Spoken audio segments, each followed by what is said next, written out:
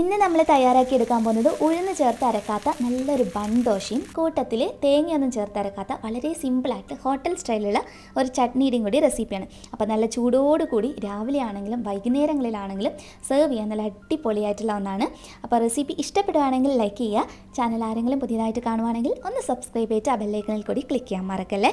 അപ്പോൾ എങ്ങനെയാണ് ഇത് സിമ്പിളായിട്ട് തയ്യാറാക്കി എടുക്കുന്നതെന്നുള്ളത് നോക്കാം അല്ലേ. ദോശക്കൂട്ട് തയ്യാറാക്കി എടുക്കാൻ നമുക്ക് ആവശ്യമായിട്ടുള്ളത് പച്ചരിയാണ്. ഞാനിവിടെ 2 കപ്പ് പച്ചരിയാണ് കേട്ടോ എടുത്തിട്ടുള്ളത്. ഇതിലോട്ടേക്ക് ഒരു 1/4 ടീസ്പൂൺ അളവിൽ മാത്രം ഉലുവ ചേർത്ത് കൊടുക്കണം. എന്നിട്ട് രണ്ടും കൂടി നന്നായിട്ട് നമുക്കൊന്ന് കഴുകിയെടുക്കണം. നല്ലതുപോലെ കഴുകിയെടുത്തതിന് ശേഷം ഇതിനകത്തോട്ടേക്ക് ആവശ്യത്തിനുള്ള വെള്ളം ഒഴിച്ച് നമ്മൾ സാധാരണ ദോശ കുതിർത്തിയെടുക്കുമല്ലോ, അതുപോലെ ഒരു 3-4 മണിക്കൂറെങ്കിലും ഒന്ന് കുതിർത്തിയെടുക്കാം. ഞാനിപ്പോൾ ഒരു 4 മണിക്കൂറാണ് ഇത് കുതിർത്തിയെടുത്തിട്ടുണ്ടായിരുന്നത്.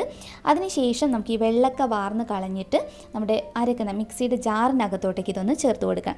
അപ്പോൾ നിങ്ങൾ ഒത്തിരി ക്വാണ്ടിറ്റിയിൽ തയ്യാറാക്കി എടുക്കുമ്പോൾ 2 ബാച്ചായിട്ടൊക്കെ ചെയ്തെടുത്താൽ മതി കേട്ടോ. ഞാനിപ്പോൾ മിക്സിയുടെ വലിയ ജാറിനകത്തോട്ടേക്ക് ആ 2 കപ്പ് അരിയും ചേർത്തിട്ടുണ്ട്. ആവശ്യത്തിന് വളരെ കുറച്ച് മാത്രം വെള്ളം ഒഴിച്ച് കൊടുത്തിട്ട് നല്ല സ്മൂത്തായിട്ടൊന്ന് അരച്ചെടുക്കാം. നല്ലതുപോലെ അരച്ചെടുത്ത് കഴിഞ്ഞാൽ ഇതിലോട്ടേക്ക് നമ്മുടെ വെള്ള അവിലുണ്ടല്ലോ, അപ്പോൾ 2 കപ്പ് പച്ചരിക്ക് 1 കപ്പ് അവലാണ് കണക്ക്. അപ്പോൾ 1 കപ്പ് അവൽ ചേർക്കാം. കൂട്ടത്തിൽ 1 കപ്പ് അളവിൽ തന്നെ തേങ്ങ ചിരകിയത് കൂടി ചേർത്ത് കൊടുക്കാം. അവിലും അതുപോലെ തന്നെ തേങ്ങ ചിരകിയതാണ് ഇതിന് നല്ല സോഫ്റ്റ് ആയിട്ടുള്ള ഒരു ടെക്സ്ചർ കൊടുക്കുന്നത്. അപ്പോൾ അളവിൽ ഒരിക്കലും മാറ്റം വരുത്തരുത്. വളരെ കുറച്ച് മാത്രം വെള്ളം ഒഴിച്ച് കൊടുത്ത് നന്നായിട്ട് അരച്ചെടുക്കുക. നല്ലതുപോലെ അരച്ചെടുക്കുമ്പോൾ നല്ല തിക്കായിട്ട് ഈ ഒരു പാകത്തിനാണ് നമുക്ക് കിട്ടുക. ഇനി വേണം നമ്മൾ വെള്ളം ഒഴിച്ചു കൊടുക്കാൻ വേണ്ടിയിട്ട്. ആദ്യമേ തന്നെ ഒത്തിരി വെള്ളം ഒഴിച്ച് കൊടുക്കാതെ കുറച്ചായിട്ട് വെള്ളം ഒഴിച്ച് കൊടുത്തിട്ട് ഒന്ന് മിക്സ് ചെയ്ത് നോക്കുക. ഇതിൻ്റെ ഒരു പാകം എന്ന് പറയുന്നത് നമ്മൾ സാധാരണ ഇഡ്ഡലി നമ്മുടെ ഉഴുന്ന് ദോശക്കൊക്കെ നമ്മൾ മാവ് അരക്കുമ്പോൾ വരുന്ന ഒരു പാകം ഉണ്ടല്ലോ, അത്യാവശ്യം കുറച്ച് തിക്കായിട്ട്, ഒത്തിരി അങ്ങ് ലൂസായി നമ്മൾ നിർദ്ദോഷേൻ്റെ ഒന്നും പാകത്തിൽ ഒരിക്കലും ചെയ്തെടുക്കരുത്. അപ്പോൾ ഈ ഒരു പാകത്തിന് നിങ്ങൾ റെഡിയാക്കി എടുത്താൽ മതി. ഇതുപോലെ തയ്യാറാക്കി എടുത്തിട്ടുള്ള മാവിൽ ഇനിയും നമ്മൾ കുറച്ച് കാര്യങ്ങളൊക്കെ ചെയ്തെടുക്കാനുണ്ട്. അതിന് മുന്നേ നമുക്കിത് അടച്ച് വെച്ചിട്ട് ഒരു 7-8 മണിക്കൂർ നല്ലതുപോലെ ഒന്ന് പൊങ്ങാൻ വേണ്ടിയിട്ട് വെക്കണം. അപ്പോൾ ഒരു 7-8 മണിക്കൂർ പൊങ്ങിയതിന് ശേഷമുള്ളത് ഞാൻ കാണിച്ചു തരാം. അതിൻ്റെ ഇടയിൽ നമുക്ക് ഇതിനകത്തോട്ടുള്ള ഒരു ചട്നി ഒന്ന് തയ്യാറാക്കിയെടുക്കാം. ചട്നി തയ്യാറാക്കിയെടുക്കുന്നതിനായിട്ട് പാൻ വെച്ച് ചൂടായി വരുന്ന സമയത്ത് 1 ടേബിൾ സ്പൂൺ അളവിൽ വെളിച്ചെണ്ണ ഒഴിച്ചു കൊടുക്കാം. ഇനി ഇതിലോട്ട് 1 ടേബിൾ സ്പൂൺ ഉഴുന്ന് പരിപ്പാണ് ചേർത്ത് കൊടുക്കുന്നത്. അതിൻ്റെ കൂട്ടത്തിൽ തന്നെ നമുക്ക് 1 ടേബിൾ സ്പൂൺ മുഴുവനായിട്ട് പൊട്ടുകടല കൂടി ചേർത്ത് കൊടുക്കാം. ഇനി എരിവിന് ഇഷ്ടമുള്ള അത്രയും അളവിൽ വറ്റൽമുളക് ചേർക്കാം. ഞാനിപ്പോൾ കുഞ്ഞിനൊക്കെ കൊടുക്കാനുള്ളത് കൊണ്ട് 2 എണ്ണം മാത്രമേ ഉപയോഗിച്ചിട്ടുള്ളൂ. അത് നിങ്ങളുടെ ഇഷ്ടത്തിനനുസരിച്ച് അഡ്ജസ്റ്റ് ചെയ്യാം. ഞാനൊരു വലിയ വെളുത്തുള്ളി നെടുകെ കീറിയിട്ടിട്ടുള്ളതാണ്. അതുപോലെ തന്നെ ഒരു ചെറിയ കഷ്ണം ഇഞ്ചി കൂടി ചേർത്ത് കൊടുക്കുന്നുണ്ട്. ഇതിൻ്റെ കൂട്ടത്തിൽ തന്നെ ഒരു ചെറിയ സവാളയുടെ പകുതി ഭാഗം കൂടി ഉപയോഗിക്കാം. ഇത്രയും ചേർത്ത് കഴിഞ്ഞാൽ ഇതിനെ ചെറുതായിട്ടൊന്ന് വഴറ്റിയെടുക്കുക. ഒത്തിരി സമയമൊന്നും ചെയ്തെടുക്കേണ്ട ആവശ്യമില്ല. നമ്മുടെ സവാള ചെറുതായിട്ടൊന്ന് വഴണ്ട് വന്നു കഴിഞ്ഞാൽ ഇതിലോട്ടേക്ക് ഒരു വലിയ തക്കാളി, നല്ല പഴുത്ത അത്യാവശ്യം വലിയൊരു തക്കാളി ചേർത്ത് കൊടുക്കുക. തക്കാളിയാണ് ഇതിനകത്ത് മുന്നിട്ട് നിൽക്കേണ്ടത്. അപ്പോൾ ഇതിനകത്തോട്ടേക്ക് ആവശ്യത്തിനുള്ള ഉപ്പ് കൂടി ചേർത്ത് കൊടുക്കുക. എന്നിട്ട് ഇത് നല്ലതുപോലെ ഒന്ന് മിക്സ് ചെയ്ത് കൊടുക്കുക. ഈ സമയത്ത് നിങ്ങൾക്ക് വേണമെങ്കിൽ പിരിയമുളകിൻ്റെ പൊടി ഇഷ്ടമുണ്ടെങ്കിൽ ആ ഒരു കളറൊക്കെ കിട്ടണമെന്നാണെങ്കിൽ അത് ഉപയോഗിക്കാം. ഞാനിപ്പോൾ അതൊന്നും ചേർത്ത് കൊടുത്തിട്ടില്ല. തക്കാളിയൊക്കെ നല്ലതുപോലെ വെന്ത് വന്നിട്ടുണ്ട്. ഫ്ലെയിം ഓഫ് ചെയ്തിട്ട് ഇത് നല്ലതുപോലെ ഒന്ന് ചൂടാറാൻ വേണ്ടി മാറ്റി വെക്കാം.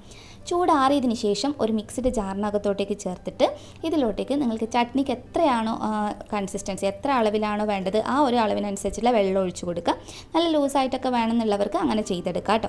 ഞാനിപ്പോൾ അത്യാവശ്യം കട്ടിയായിട്ടാണ് ഒന്ന് ചെയ്തിട്ടുള്ളത്. അരച്ചെടുത്തതിന് ശേഷം ഒരു പാത്രത്തിനകത്തോട്ടേക്ക് ചേർത്തിട്ടുണ്ട്. അപ്പോൾ ഞാൻ ഏകദേശം ഈ ഒരു അളവിൽ ചേർത്തിട്ട് ഉപ്പൊക്കെ നോക്കി ഒന്ന് അഡ്ജസ്റ്റ് ചെയ്ത് വെച്ചിട്ടുള്ളതാണ്. ഇനി നമുക്കിതിലോട്ടേക്കൊന്ന് താളിച്ച് ചേർക്കണം. അപ്പോൾ ഒരു പാത്രം വെച്ച് അതൊന്ന് ചൂടായി വരുമ്പോൾ ഇതിലോട്ടേക്ക് ഏകദേശം ഒരു 2 ടീസ്പൂൺ അളവിൽ വെളിച്ചെണ്ണ തന്നെയാണ് ഒഴിച്ചു കൊടുക്കുന്നത്. എണ്ണ നന്നായിട്ട് ചൂടായി വരുമ്പോൾ ഏകദേശം 1 ടീസ്പൂൺ മുഴുവനായിട്ട് കടുക് ഇട്ടിട്ടൊന്ന് പൊട്ടിച്ചെടുക്കാം. കടുക് നല്ലതുപോലെ പൊട്ടി വരുന്ന സമയത്ത് നമുക്കിതിനകത്തോട്ടേക്ക് വറ്റൽമുളക് ചേർത്ത് കൊടുക്കാം. ഞാൻ ജസ്റ്റ് ഒരു വറ്റൽമുളക് മാത്രമേ എടുത്തിട്ടുള്ളൂ. അതുപോലെ ഒരു തണ്ട് കറിവേപ്പില കൂടി ചേർത്താൽ മതി. അപ്പോൾ നമ്മുടെ താളിച്ചത് ഇവിടെ റെഡി ആയിട്ടുണ്ട്. നമ്മുടെ ചട്നിക്കകത്തോട്ടേക്ക് ഒന്ന് ചേർത്ത് കൊടുക്കാം. അപ്പോൾ ഇത്രയേ ഉള്ളൂ. നല്ല സിമ്പിളായിട്ടും നല്ല ടേസ്റ്റി ആയിട്ടുള്ള നമ്മുടെ ഹോട്ടൽ സ്റ്റൈലിലെ തക്കാളി ചട്നിയും ഇവിടെ റെഡി ആയിട്ടുണ്ട്. അപ്പോൾ നമ്മൾ മാവ് പൊങ്ങാൻ വെച്ചിട്ട് ഇപ്പോൾ കറക്റ്റ് ഒരു 8-9 മണിക്കൂറിനടുത്തായിട്ടുണ്ട് കേട്ടോ.